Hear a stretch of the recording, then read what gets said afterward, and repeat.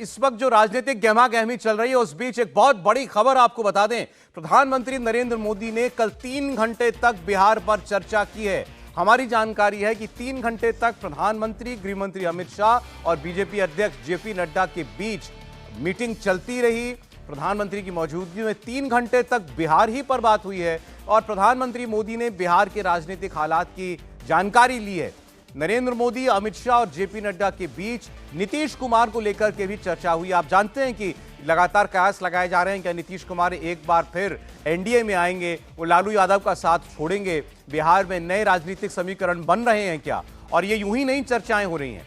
जब गृहमंत्री अमित शाह ने यह कहा था एक सवाल के जवाब में कि प्रस्ताव आने दीजिए तब हम देखेंगे क्या करना है, तो ये पहला ओपन एंडेड स्टेटमेंट था उनका नीतीश कुमार को लेकर।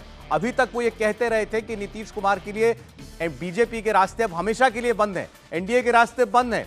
लेकिन अब नीतीश कुमार ने कांग्रेस पार्टी राहुल गांधी की सभा में जाने से भी इनकार कर दिया है। इस बीच चर्चाएं हैं कि वो नाराज हैं बहुत लालू यादव से। हमारे पॉलिटिकल एडिटर देवेंद्र पराशर ये बड़ी खबर दे रहे हैं आपको। देवेंद्र, कल 3 घंटे बिहार पर बातचीत चली प्रधानमंत्री जेपी नड्डा और अमित शाह के बीच। बिल्कुल सौरभ, और इस पूरे घटनाक्रम को बताएं तो बिहार के जो राजनीतिक हालात हैं, जेडीयू और आरजेडी के बीच जो खींचतान चल रही है, उस पूरे मसले को लेकर सबसे पहले तो केंद्रीय गृह मंत्री अमित शाह लगातार उस मामले पर न सिर्फ नजर रख रहे हैं बल्कि बिहार बीजेपी से जो जुड़े हुए नेता हैं उससे पल पल का अपडेट भी ले रहे हैं। कल भी उन्होंने अपडेट लिया। उसके बाद कल शाम में तकरीबन 3 घंटे तक प्रधानमंत्री मोदी के साथ बीजेपी के राष्ट्रीय अध्यक्ष जेपी नड्डा और गृहमंत्री अमित शाह, ये तीनों लोग बैठे थे और बिहार के राजनीतिक हालात और आगे की सभी संभावनाओं पर विचार किया गया है कि जो नाटकीय घटनाक्रम नजर आ रहा है आरजेडी और जेडीयू के बीच, उसमें ये बात समझी जा रही है बीजेपी के भीतर भी कि उन दोनों के बीच सब कुछ ठीक नहीं चल रहा। जेडीयू लगातार ये इंडिकेशन दे रही है बीजेपी की तरफ अपनी बहुत सारी चीज़ों से, तो ऐसा लग रहा है कि अब शायद नीतीश कुमार एक बार फिर से पाला बदल के अगर बीजेपी में आते हैं तो बीजेपी का स्टैंड क्या होना चाहिए, इन सारे पहलुओं पर कल देर रात विचार हुआ है। और पहली बार आप सौरभ ऐसा कह सकते हैं कि बिहार के ताज़ा राजनीतिक घटनाक्रम को देखते हुए बीजेपी में शीर्ष स्तर पर ऐसी बैठक हुई है और इतनी देर तक बैठक हुई है। और जब मैं कह रहा हूं कि सभी पहलुओं पर, तो उसका मतलब ये हुआ कि मान लीजिए आरजेडी की तरफ से भी अगर विधायकों को तोड़कर वहां सरकार बनाने की कोशिश की जा रही है, विधानसभा भंग करने की बात हो रही है, जितने भी विकल्प हो सकते हैं उन सभी विकल्पों के अंतर्गत बीजेपी का स्टैंड क्या होना चाहिए, बीजेपी को कैसे कदम आगे बढ़ाना है, इन सारे पहलुओं को लेकर बातचीत हुई है। और सर, अब दूसरी चीज़ आपको बताऊं कि इतना लगभग तय मानिए कि बीजेपी इनिशिएटिव सिर्फ नहीं लगी, अगर नीतीश कुमार इनिशिएटिव लेते हैं, जो कि अभी तक वो इंडिकेशन दे रहे हैं, खुलकर अगर वो कदम बढ़ाते हैं तो बीजेपी पूरी गंभीरता के साथ उनके उस प्रस्ताव पर विचार करेगी, इसमें कोई दोहरा नहीं। टॉप सोर्सेस से हमें ये जानकारी मिल रही है। देखिए देवेंद्र, लोगों के बीच में सबसे बड़ी चर्चा इसी बात को लेकर है। ये भी कहा जा रहा है कि 31 जनवरी तक नीतीश कुमार जो है वो कोई बड़ा फैसला कर सकते हैं, जैसा आप बता रहे हैं। बीजेपी में उसको लेकर के ऐसा लग रहा है कि अब मन बन रहा है। पहली बड़ी मुलाकात नीतीश कुमार को लेकर बीजेपी में हुई है प्रधानमंत्री और गृह मंत्री और जेपी नड्डा के बीच में। क्या महीने के आखिर तक हम ये कह सकते हैं कि बहुत मुमकिन है नीतीश कुमार एनडीए का रुख कर लें? ये भी संभावना हो सकती है सौरभ कि उससे पहले ही ऐसा हो जाए, क्योंकि जैसे कि मैंने पहले आपको कहा कि बहुत नाटकीय घटनाक्रम देखने को मिल रहा है और उस हालात में अगर आप देखें तो जो कुछ भी होना है उसमें बहुत ज़्यादा लंबा समय नहीं लगेगा। और रोहिणी आचार्य, जो कि लालू प्रसाद यादव की बेटी हैं, उनके 3 ट्वीट को सौरभ आप देखें तो समझा जा सकता है कि आरजेडी भी किस प्रकार से हमलावर हो गई है नीतीश कुमार के ऊपर। और ऐसी स्थिति में आरजेडी तोड़फोड़ ना कर ले, लालू प्रसाद यादव की तोड़फोड़ की राजनीति के माहिर माने जाते रहे हैं। बिहार की राजनीति में एक तरह से तोड़फोड़ की शुरुआत उन्होंने ही की थी और ऐसे में क्योंकि उनको नंबर्स बहुत कम है तो वो भी कोशिश वहां से कर सकते हैं। तो नीतीश कुमार और उनके लोगों को भी बखूबी मालूम है कि समय बहुत ज़्यादा नहीं रहेगा। जो भी आपको स्टैंड लेना है वो बहुत जल्द करना होगा।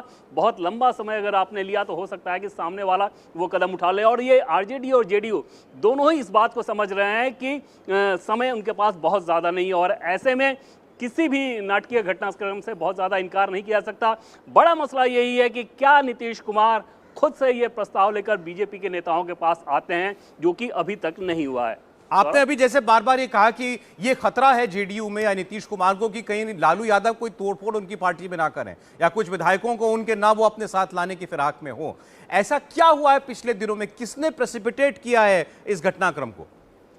और स्टार्टिंग हुई थी जब ललन सिंह को लेकर जितनी सारी कहानियां सौरभ चली थी, उसके बाद जेडीयू के भीतर एक धारणा ये बन गई थी कि शायद आरजेडी ने जेडीयू के अध्यक्ष को, अपने प्रभाव, तत्कालीन अध्यक्ष को अपने प्रभाव में ले लिया है। और वहां से जो कि जेडीयू के ऐसे नेता जो कि बीजेपी के साथ कंफर्टेबल रहते हैं गठबंधन बनाने में, ना कि आरजेडी के साथ, उन्होंने नीतीश कुमार को यह समझाना शुरू किया। और ये कहानी ठीक सौरभ उसी रूप में हुई जब बीजेपी से अलगाव करने के लिए ललन सिंह ने इस बात को नीतीश कुमार को समझाया था। कहा यह जाता है कि आरसीपी का उदाहरण देते हुए उन्होंने कहा कि जिस प्रकार से विधानसभा चुनाव में आपकी सीटें कम की गई, चिराग पासवान को पर्दे के पीछे से मदद की गई, जेडीयू की सीटें कम की गई है, बीजेपी आपकी पार्टी को खत्म कर रही है, इन सारे तर्कों का हवाला देते हुए बीजेपी से जिस प्रकार से दूर किया गया, उसी तरह की स्थिति बताते हुए नीतीश कुमार को ललन सिंह का पहले उनका राष्ट्रीय अध्यक्ष के पद से हटना और आरजेडी के खिलाफ चीजें बता दी गई। पिछले दिनों जब 3 मंत्रियों का विभाग बदला गया, उसके बाद एकदम से यह समझ में आ गया कि अब समय बहुत ज्यादा नहीं है और गठबंधन में चीजें बहुत ठीक नहीं हो रही है। और ये बात हो गई गठबंधन की। राष्ट्रीय राजनीति के हिसाब से देखें तो नीतीश कुमार खुद को ठगा हुआ महसूस कर रहे थे कि जो उन्होंने अलायंस गठबंधन बनाया उसमें उनको उस रूप में तरजीह मिली ही नहीं, उतना समय उनको नहीं दिया गया। तो ऐसे में उनको यह समझ में आ गया कि 2024 लोकसभा चुनाव के लिहाज से उनके पास ऑप्शन बहुत कम है और अब आगे का कदम उठाना होगा। स्थिति वैसी आ गई है, बस देखना यह होगा कि इसको फाइनली एग्जीक्यूशन जिसे कहते हैं, कौन सा पक्ष पहले आगे आकर उसे अपने तरफ करता है। इसमें सौरभ, जैसा कि पहले मैंने आपको कहा था कि सारे ऑप्शन खुले रहेंगे। हाँ, इतना जरूर है कि बीजेपी ये नहीं चाहेगी कि लोकसभा चुनाव के साथ ही बिहार में विधानसभा का भी चुनाव कराया जाए, यानी कि विधानसभा भंग करके नीतीश कुमार एक बार फिर से चुनाव कराना चाहें कि इस लोकसभा के चुनाव के साथ कराया जाए, शायद बीजेपी की वो इच्छा ना रहे। राहुल जी, आप देवेंद्र ने काफी कुछ बहुत साफ कर दिया और वो तो ये भी कह रहे हैं कि बिहार में ये नई पटकथा जो है, इसका ये सब कुछ हमारे सामने शायद पिछले अगले कुछ दिनों के अंदर ही खुल जाए। देखिए, बीजेपी की चिंता है बिहार और इससे कोई मना नहीं कर सकता। उन्होंने कई सारी बैठकें इसको लेकर की हैं। उनको ये चिंता है कि जो सीटें पिछली बार उनके जेडीयू के सहयोगी के पास थी, उन सीटों पर क्या होगा। लगभग 10, 11, 12 सीटें ऐसी हैं जिस पे बात हुई है बीजेपी के अंदर कि वहाँ पर या तो ऐसी सीटें हैं जो कि जेडीयू के पास थी, अगर जेडीयू साथ नहीं आता तो उन सीटों पर खतरा उनको नजर आ रहा है। दूसरी ऐसी सीटें हैं जहाँ पर पिछली बार आरजेडी जो है वो दूसरे नंबर पर रही थी और बहुत क्लोज फाइट रही थी। तो इन सीटों के कारण ये चिंता है और इसी के कारण समीकरण जो आपको बदलते दिखाई दे रहे हैं बिहार में, वो 2 कारणों से। एक तो आप बता ही रहे थे कि जिस तरह से नीतीश जो हैं वो एक कैलकुलेशन लेके चले थे इस पूरे मामले में कि उनको प्रधानमंत्री पद का दावेदार बनाया जाएगा, सारी कैलकुलेशन उनकी इस तरफ थी। लेकिन वो कैलकुलेशन क्योंकि पूरी नहीं हुई, अब उनको लगता है कि आगे क्या उनके लिए। तो मुझे लगता है कि 2 चीज़ें नीतीश कुमार के लिए बहुत बेहतरीन रह सकती हैं अगर वो बीजेपी के साथ आते हैं। एक तो उनकी लोकसभा की सीटें बढ़ेंगी, जो जैसे कि हमने देखा है कि जब भी नीतीश कुमार और बीजेपी ने ये साथ लड़ाई लड़ी है, उनकी सीटें बहुत सारी रही हैं। ऐसे दूसरा उनको ये भी लगता है कि अगर इस तरह के गठबंधन में चुनाव होता है और आगे इसी गठबंधन का जो है विधानसभा चुनाव में जाते हैं वो इसी गठबंधन के साथ, तो उनको मुख्यमंत्री पद एक बार फिर मिल सकता है। तो ये सारी कैलकुलेशंस उनकी हैं और बीजेपी की कैलकुलेशंस मैंने आपको बताई कि वो ये हैं कि जो सीटें उनको खतरा जिन पे लग रहा है उसको कैसे सेव किया जाए। यह आपने अच्छा बात भी याद दिलाई।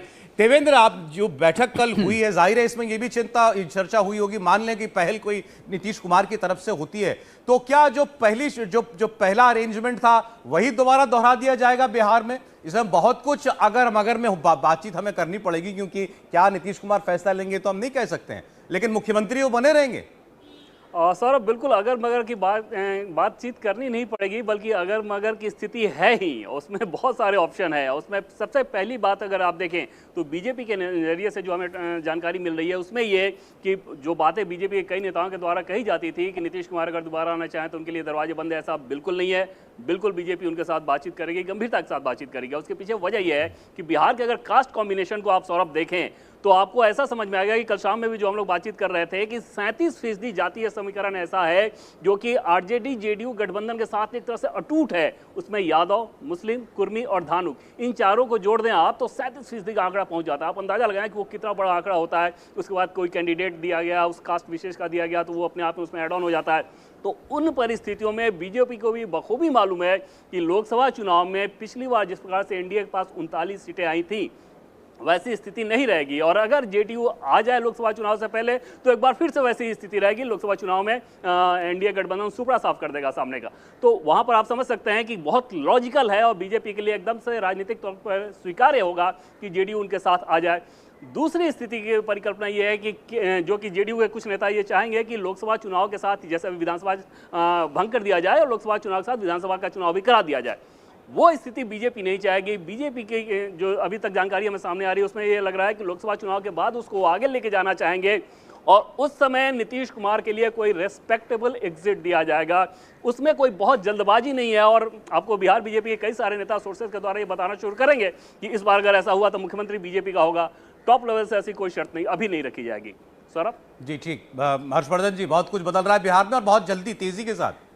नहीं देखिए, बदल तो इतनी तेजी में रहा है कि रोहिणी आचार्य को ट्वीट अपनी पोस्ट डिलीट करनी पड़ गई। इसका सीधा सा मतलब हुआ कि नीतीश कुमार के तेवर अब खतरनाक हो चले। इस खतरनाक होने से और देवेंद्र जो कह रहे हैं कि भारतीय जनता पार्टी की बैठक चल रही है, इस दोनों को आप जोड़ के देखें तो बहुत साफ साफ समझ में आ जाएगा। लालू प्रसाद यादव और उनके परिवार को अब डर लगने लगा है। और देखिए, एक बात बहुत स्पष्ट है, इसको मैं बार बार कहता हूं कि भारतीय जनता पार्टी को कोई नुकसान बिहार में नहीं होगा, नीतीश जी आए या ना आए, लेकिन एनडीए को बड़ा नुकसान होगा। 40 में 39 सीटें एनडीए के पास हैं और अगर नीतीश जी उस पाले में रहेंगे तो भाजपा को डेंट होगा।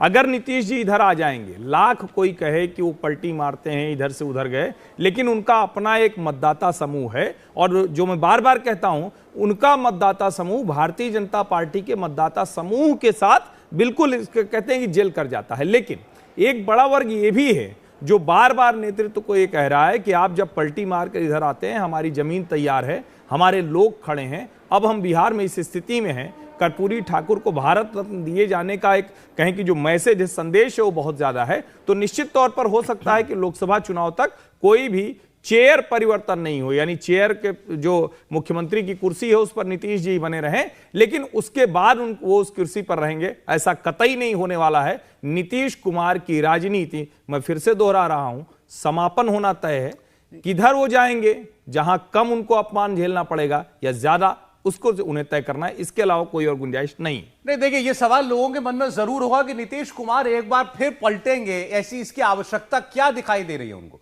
वो मुख्यमंत्री हैं, दबाव तो इधर भी होगा, इस तरफ भी आएंगे। तो जैसा देवेंद्र कह रहे थे कि बीजेपी भी चाहेगी सम्मान पूर्वक इनकी विदाई विधानसभा चुनाव से पहले कर दी जाए। एक लाइन में कह दूं, नीतीश जी को अपमान कभी इस गठजोड़ में नहीं मिला, ये मैं बहुत स्पष्टता से कह दूं। ठीक है, अब जो भारतीय जनता पार्टी के नेता वो अपनी जमीन तो मजबूत करने की कोशिश करेंगे ना, वो क्यों कोशिश नहीं करेंगे?